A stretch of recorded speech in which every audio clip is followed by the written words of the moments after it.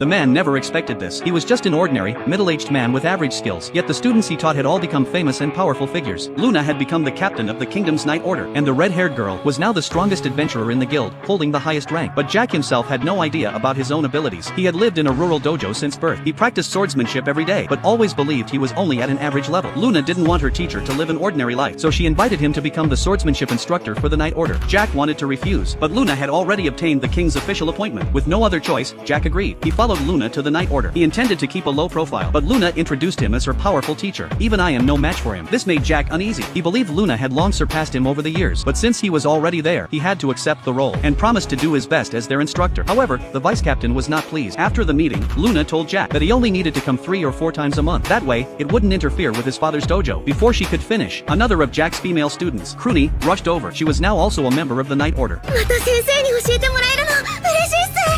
我々門弟が先生を盛り立てますので存分にご指導ください。